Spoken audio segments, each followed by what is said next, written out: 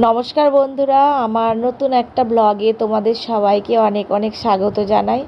সবাই কেমন আছো? আমরা খুব ভালো আছি, মা ও দুই বেবি। তো তোমরা আমার ভিডিওগুলোকে খুব ভালোবাসছো, কিন্তু সবাই লাইক কমেন্ট করছো না। প্লিজ তোমরা যারা এই ভিডিওটা দেখছো এখন একটা লাইক কমেন্ট করে দিও শেষে। আর আজকে ভিডিওটা করছি মানে একটু অন্যরকম। তো অন্যরকম মানে আজকে হচ্ছে গণেশ চতুর্থী। তো সোনাকে ঘুম পাড়াবো, আর আমার বড় ছেলে স্কুল থেকে আসবে, তারপরে ও কিন্তু পুজো দেবে দোকানে গিয়ে। তো তোমাদেরকে তো কখনো আগে দেখায়নি আমার দোকানের ভিডিওটা, তো যারা ইউটিউবে দেখছো তাদেরকে বলছি। তো চলো সোনাকে একটু ঘুম পাড়িয়ে দিই তারপরে। আর এই যে সোনাকে ঘুম পাড়িয়ে দিয়েছি পুচকুটাকে, তারপরে আমার বড় সোনা স্কুল থেকে এসছে, ওকে খাইয়ে দিয়েছি, আর এখন একটুখানি হোমওয়ার্ক করাচ্ছি।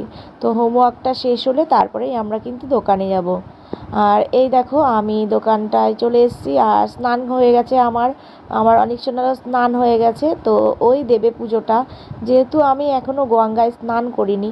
তো ডেলিভারি হওয়ার পরে আমরা গঙ্গায় স্নান না করলে কিন্তু আমরা পুজো দিই না।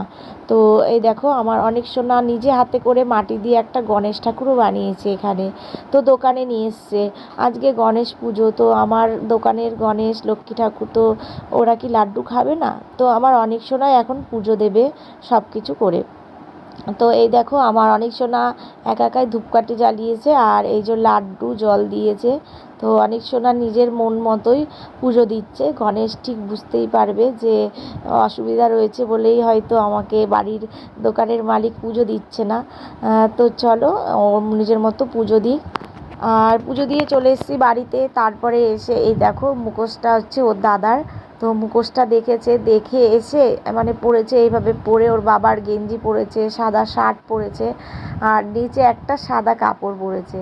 পরে এসে আমাকে মানে আমি হচ্ছে আমার পুচকুটাকে নিয়ে শুয়েছিলাম, আর ও এসে আমাকে বলছে, ও মা দেখো দেখো একটু তাকাও। আর আমি তাকিয়েছি, মানে ভয় পেয়ে গেছি দেখেই।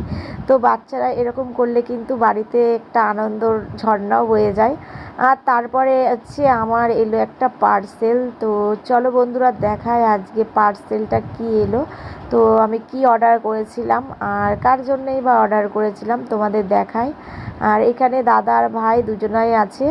তো দাদা এতক্ষণ ভাইকে কোলে নিয়ে বসেছিল, আর বলল, ও মা দাও না আমি খুলি পার্সেলটা। তো ওর খুব ভাল লাগে পার্সেলগুলো খুলতে, ওকে দিয়েই আমি খোলাই। আর এই দেখো ও খুলেও ফেলেছে পার্সেলটা।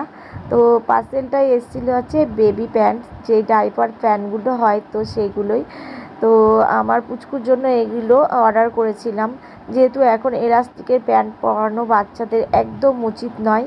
তো সেই কারণে এইগুলো খুব সেফটি জানো, সাইড দিয়ে দড়িটা বেঁধে দিলেই হয়ে যায়। আর এই দেখো আমার পুচকোসোনাকে পরে কেমন লাগছে সেটা অবশ্যই কমেন্ট করে জানিও। তো তোমরাও তোমাদের বাড়ির বেবির জন্য এগুলো পারচেস করতে পারো, খুব ভালো কিন্তু ব্যবহার করে দেখেছি। আর এই দেখো তারপরে হচ্ছে পরের দিন নেক্সট মর্নিংয়ে, তো আমি আমার পুচকু সোনাকে রেখে কিভাবে সকালবেলা এত তাড়াহুড়োর মধ্যে সবার কাজে চলে যায়।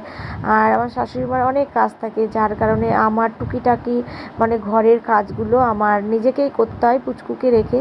তো সেই ভিডিওটা আসছে নেক্সট ভিডিওতে, তো তোমরা তার জন্য অপেক্ষা করো কিন্তু। টাটা।